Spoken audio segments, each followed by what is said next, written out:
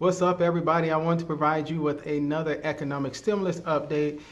Give you a couple updates that the IRS put on their website yesterday afternoon, as well as give you some tips and ideas about some things that are coming on the economic stimulus horizon. Please stay tuned. We're going to talk about all of that coming up next.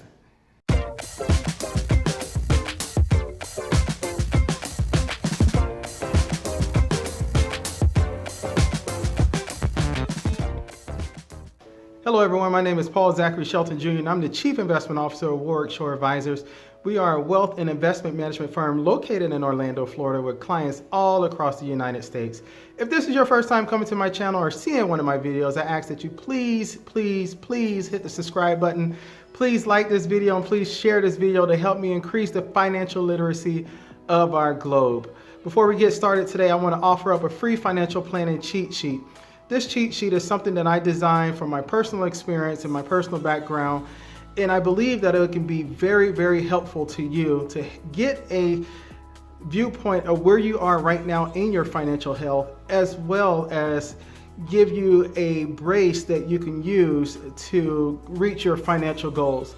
In addition to this financial planning cheat sheet, I can send over to you, and I will send over to you if you send it back to me and request all the information.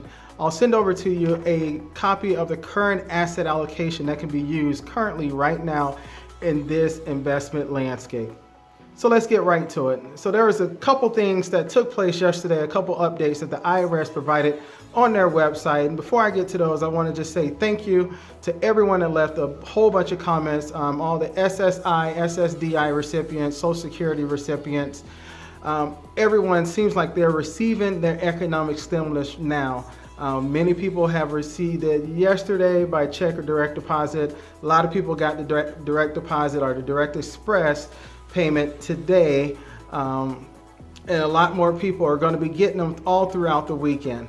So I'm so happy to hear that. I'm so happy to hear that people are getting the paper checks and that they were actually sent out. A few of them were sent out, seems like early, because they arrived on the 27th and they arrived on the 28th, and they're still trickling in. So where we are right now, mostly everyone has already received their economic stimulus payment. I know there are still several people out there that have not received, and I've seen some more comments where people are getting discouraged. Please don't get discouraged. Please hang in there. But if you're one of the few that have not received it, listen to what I'm going to say about the update from the IRS that potentially may be a reason why you have not received it or possibly received it, but it skipped past you. I'll explain more of that later. The other thing I would advise you to do is to definitely go to the IRS's website, check all of the eligibility requirements. Make sure, for the most part, a lot of people were claimed as a dependent on a tax return and they didn't realize it until they called the IRS, and then the IRS let them know, sorry, but you're not eligible because someone claimed you as a dependent. So please make sure that you check all the eligibility requirements. If you meet all the eligibility requirements, please call the IRS. I've given that number several times before. It is 1-800-919-9835. Give them a call. I know the whole time is long, but people are getting through to the IRS now, and they're getting their answers to all the questions that they have. So it is working much better. The system is moving much smoothly. I guess smoothlier would not be the correct word, but things are working now. So that's a great thing. Now let's get to some of the updates that the IRS provided for us yesterday. So this is partly some of the questions that I received. I did get a lot of comments where people say, I received a letter in the mail stating that my economic payment or economic impact payment was sent out and I never received it. Or you may see a letter says that the economic impact payment was sent to the bank account. Your bank account information is correct, but for whatever reason, you don't have the payment. So what's up with that? What happened with it? I think this is going to answer a lot of questions. So this is posted on their website. It says, if you have not received your payment within 14 days of the payment date, and this is the payment date that was either on the letter or on the Get My Payment website, it tells you to check that website periodically because more than likely the payment may have been rejected and they're going to update it with a new statement and new information for you specifically. It says, if the IRS receives your payment back because the post office was unable to deliver it, it could be a million reasons why they're unable to deliver it. It could have been weather at that moment. It could have been a car or a truck or something parked in the wrong place in front of the mailbox, in front of the kiosk, and caused it not to be delivered. So it could be a number of things, but if it was not delivered and it was sent back to the mailbox, to the post office, it says, we will update your payment status to need more information.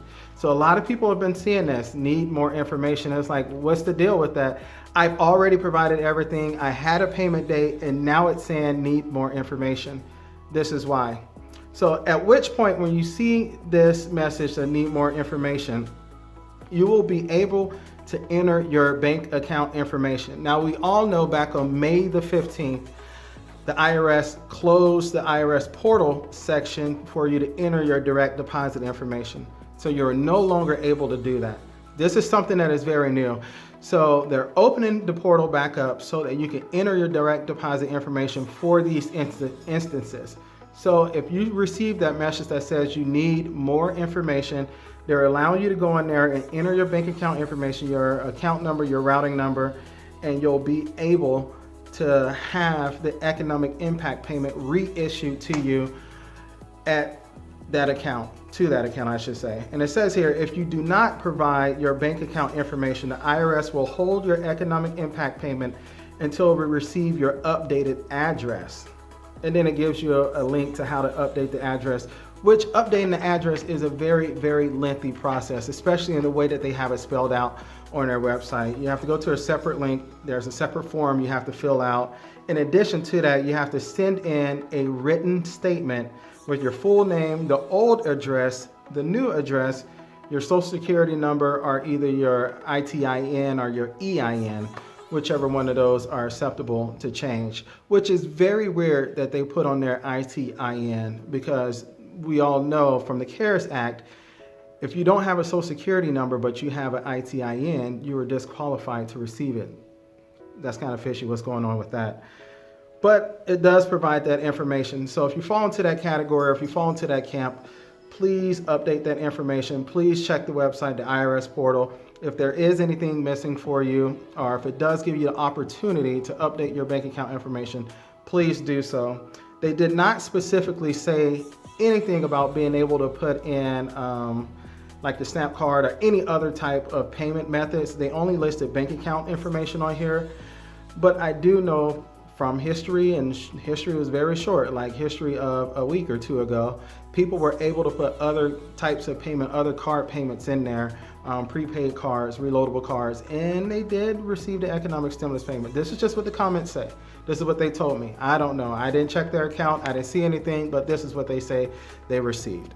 So in addition to that update that they provided, they also provided another update that kind of dovetails right into that, and dovetails more so into the direct deposit information, not just the address information if your payment was missed. So if you're one of the few that are logging on to the IRS portal right now, you're getting that same error message that I mentioned before about need more information, and you have a direct deposit or something already in there, they are allowing you to update that, and this is what they're saying.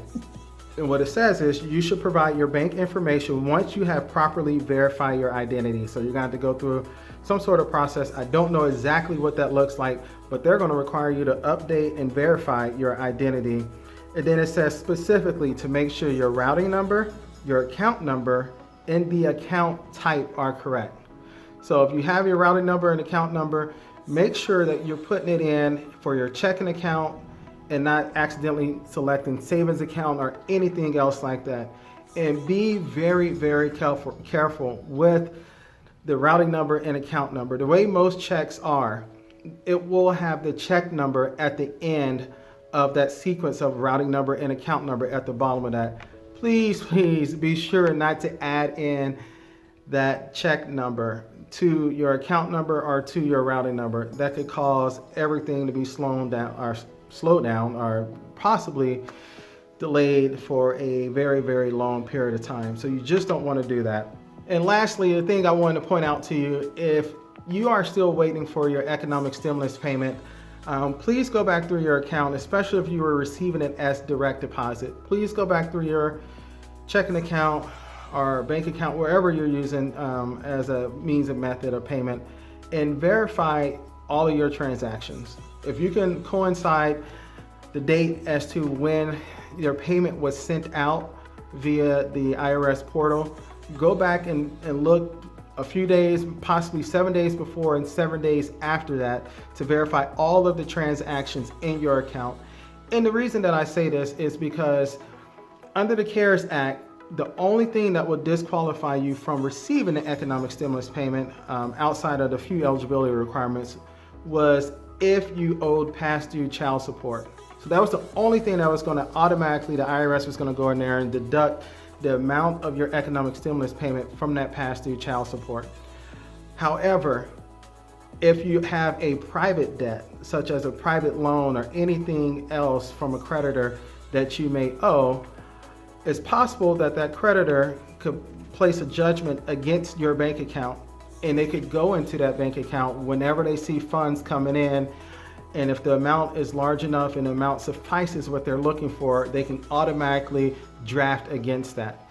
There's been several instances where many banks and many financial institutions have taken payments, whether they're late fees that you may have had on your account or just any overdraft fees or anything of that nature, where they've taken those funds away and deducted it out of the economic stimulus payment, out of that portion of money that you received for the economic stimulus payment.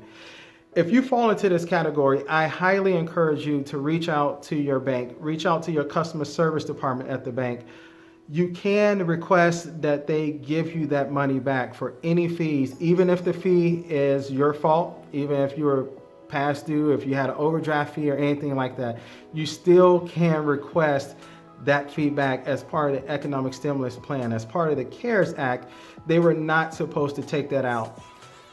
They're able to do it, but they're not supposed to. So you have to call them out on it. So if you call your bank or go to your bank, speak to the teller, or speak to whoever you need to, speak to customer service, more than likely is where you're going to get the most help in today's current environment.